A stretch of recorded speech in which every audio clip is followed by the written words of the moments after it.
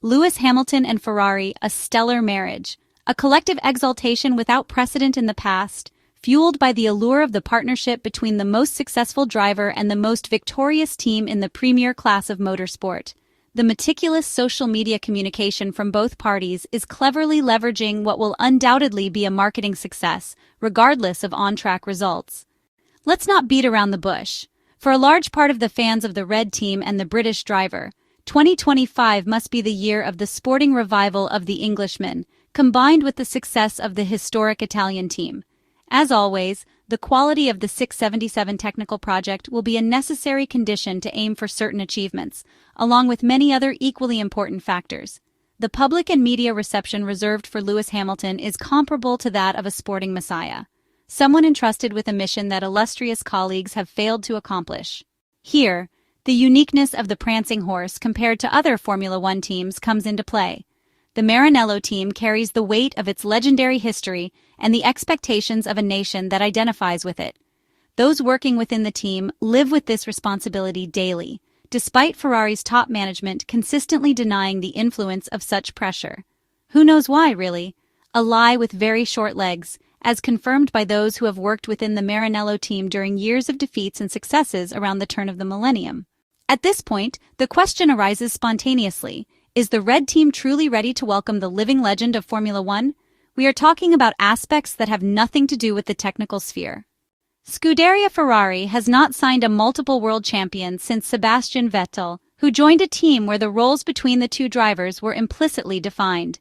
Equal opportunities have only worked when there was not the technical means to compete for world titles. For this reason, the collaboration between Charles Leclerc and Carlos Sainz has experienced moments of friction only when the car has been competitive. With Lewis Hamilton, will the situation be similar? Or in this case, will greater deference to the multiple champion be evident? The red team's lineup is, at least on paper, the best by far. Charles Leclerc and Lewis Hamilton evoke opposite but equally powerful feelings.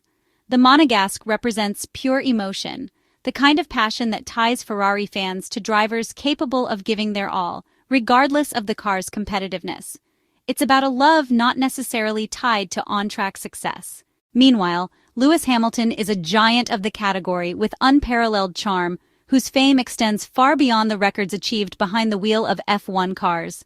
The seven-time Formula One world champion aims to close the final chapter of his extraordinary career with an exclamation point, before dedicating himself to his numerous interests and ventures outside of sports. Managing the drivers will be challenging, even though Frédéric Vasseur has had the chance to work with both in junior categories.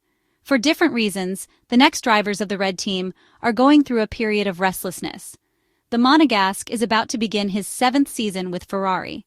So far, he has collected many Pirelli tires thanks to his 26 pole positions, but has converted them into only 8 race victories. The situation is different for Lewis Hamilton.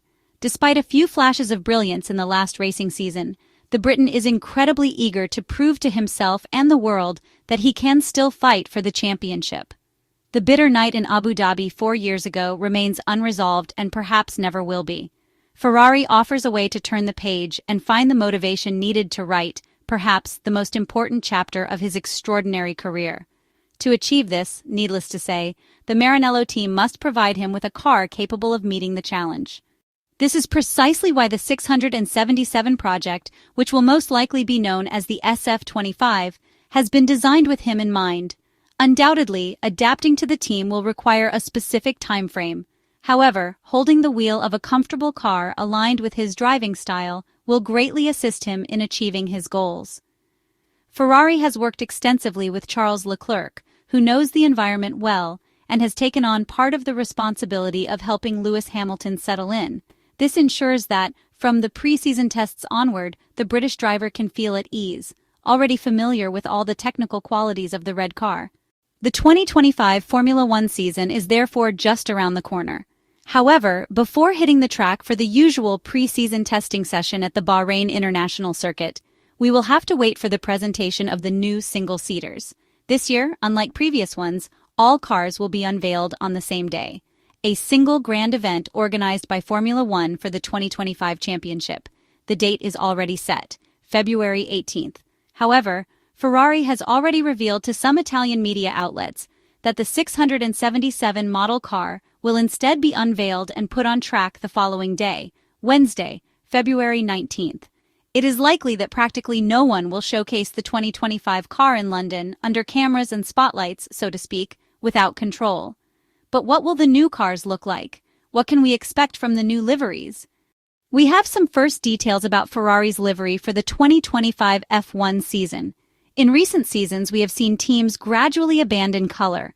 The reason lies in the quest for minimum weight.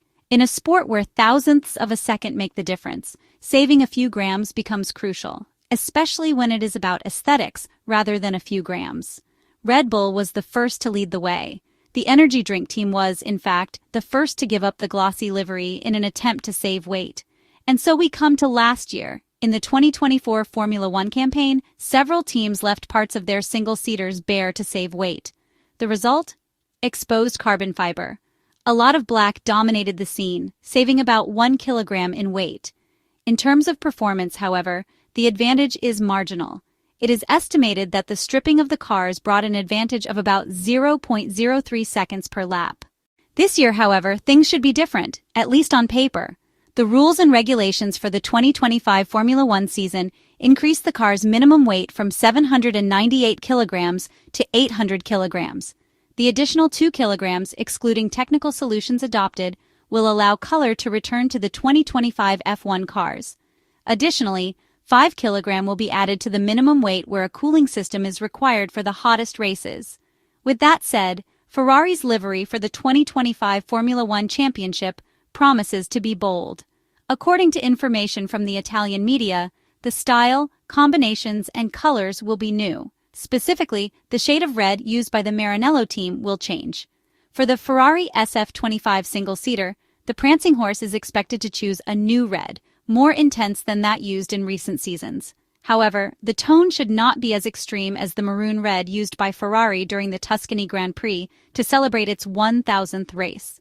We will have to wait until February 18th to see the livery that Ferrari will wear for the 2025 Formula One Championship.